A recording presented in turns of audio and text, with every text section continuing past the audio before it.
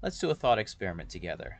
Imagine I have a handful of nickels, 100 of them. I shake it about, I toss in the air, I let them land. Of the 100 I've tossed, how many still have nickels showing up on the table itself? How many do you wager? Did you wager the number 53? All right, jackpot.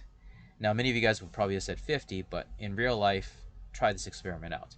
And you'll see that only about 8% of the time will you actually get a 50-50 between heads and tails.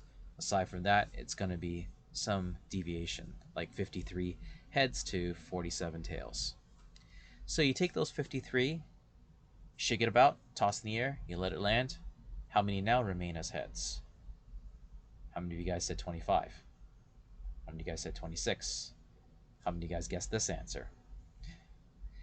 You know it's going to be approximately half. That's the idea. If you have 23 of them, you toss in the air and you let it land, how many approximately still remain as heads? Somewhere around 12. Good. You take the 12, you shake it about, toss in the air, you let it land, how many still remain as heads?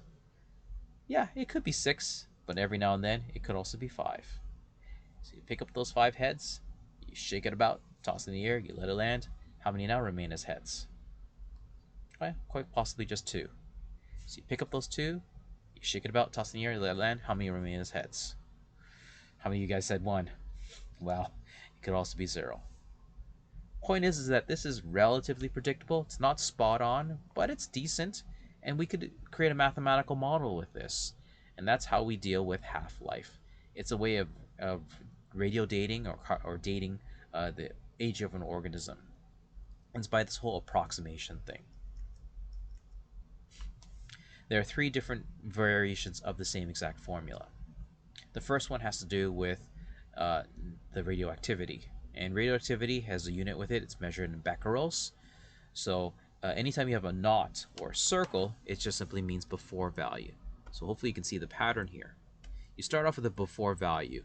It could be that of radioactivity. It could be that of mass. It could be a number of radioactive atoms. By definition, half-life is how long will it take until about half of them are still there, because we're taking it that we have an unstable isotope and it will break down. So there is a lookup table for this. Different substances have different half-lives. Some of them are very short before only half of them remain.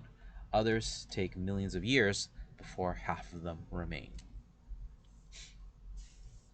To better understand this stuff, how about we go through some examples?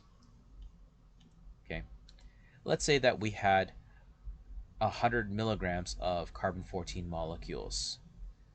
After a certain amount of time, how many carbon-14 will remain?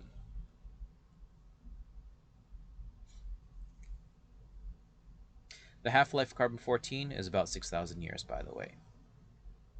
So this example over here, 100% plug and chug. Get the formula, sub everything in. If it helps, you may just want to write down 0.5 on your calculator, because many of you guys are probably doing 1 divided by 2 to the power of something. And according to your calculator, it's going to treat the power kind of weirdly, and it may not give you the right answer. Okay, so it's half to the power of. So you may want to sub in 0.5 and hope that it'll do everything correctly for you. So yeah, as for your quantity afterwards, it should be less than what you had before. So hopefully you got to a number that's a fraction of 100. Now scientists don't normally do it this way. Instead we do it the other way around, where we take an organism and we measure how much radioactivity is in it today. And we're going to estimate how much radioactivity it should have had back then, thousands of years ago. So for example, if the number of carbon-14 nuclei has decreased by 75% of its original amount, how old is this bone then? Remember, it's decreased by 75%. In other words, how much remain? Good. 25% of it remains. So n over n naught is equal to 0.25. Or the number that remains today is equal to 0.25 or 25% of what it used to have. I hope that makes sense. Because with that, you're going to take the formula with the n's in there, divide both sides by n, And now you can just drop the 0.25 on the left-hand side. I hope you've learned this skill set in math class already, but if you haven't, just follow along with me. It's not that bad. To solve for problems like this, you need to make sure that the base is the same, and then you can equate the exponents. So I need to represent 0.25 as a base of 1/2. So 1/2 to the power of what will give you 0.25? I think some of you guys have figured that out. Half times half gives you a quarter. So in other words, half to a half to the power of 2 gives you a quarter. So as long as the base is the same, you can equate the exponents. So 2 is equal to t over 5730, or t is equal to 11,000. If you're curious about the story of what's going on with carbon-14, well, we have a certain quantity of carbon-14 in our bodies, and that's because while we're alive, we eat food. And the day that we die, we stop eating food. And the day we stop eating food, we stop collecting carbon-14. So the quantity of carbon-14 in our bodies will naturally decrease at that point after we stopped eating. Of course, some of you guys might be thinking, well, then where did the carbon-14 come from? Obviously, it came from the food. So where did the food get it from? Well, if it was a heterotroph, which is really any other living animal, then it probably ate another animal, or quite possibly it ate a plant. So at some point it all directs to a plant. And now you might be wondering, well, how did the plant get its carbon-14 from? Even though we may not be able to absorb carbon-14 from the air naturally, because we don't breathe in carbon dioxide, plants do. So a certain percentage of carbon dioxide contains carbon-14 in it. Remember that carbon naturally is stable at 12. So 12, 6 carbon. Carbon-12 is the most stable version of carbon. 14 is unstable, half-life of about 6,000 years. All right, so you want me to finish off the story? Why not? So with a certain amount of quantity in the air contains carbon-14. So where does that come from? Cosmic radiation.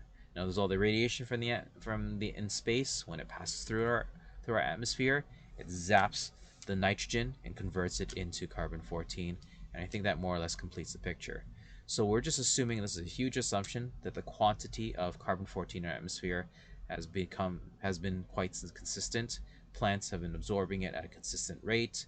We've been consuming the plants or the other animals at a consistent rate, so we should therefore have a certain consistent quantity. So you can see that there's a huge margin of uncertainty when everything is all estimated. And that's why with regards to carbon-14, you're never going to know the exact day the organism has died. Maybe to the nearest year if you're lucky, but usually it's to the nearest century. And that's all we can approximate to. And only a certain number of half-lives are reliable, because by then there's going to be too much deviation in our numbers anyways. Alright, so that's why this 11,460 annums, roughly 11,000 years, give or take 460 years. Good enough. There's also this other method, which is the log-log method, and it may become helpful. Alright, for example, in this case over here, it's pretty straightforward to convert 0.25 into powers of a half. But your calculator can do it for you as well. And what we need to do is that we need to divide our answer by the base we're looking for.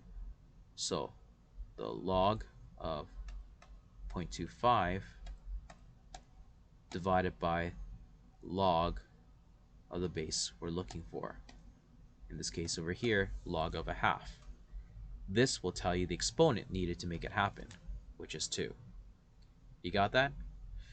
Hit J if you want to repeat that again, because we're going to the next question.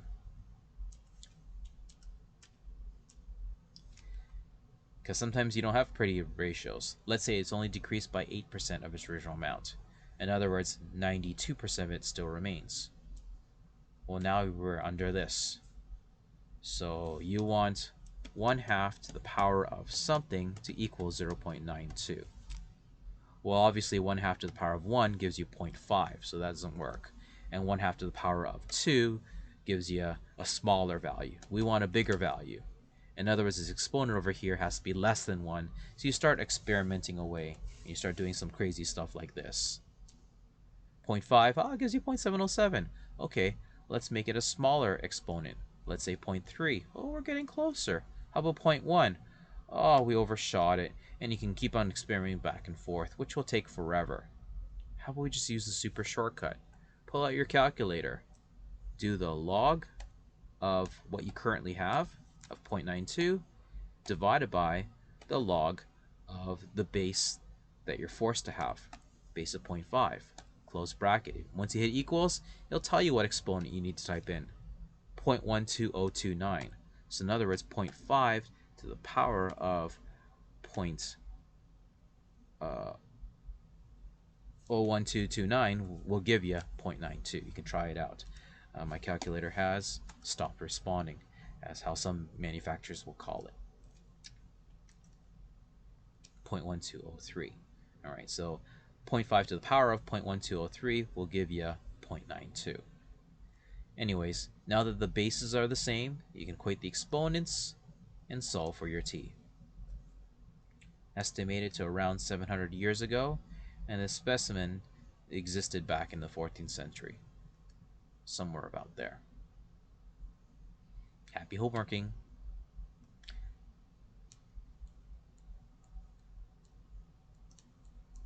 If you need answers, here are some answers from last night's homework. Yeah, last night's homework. It's in the wrong spot. Catch you guys later.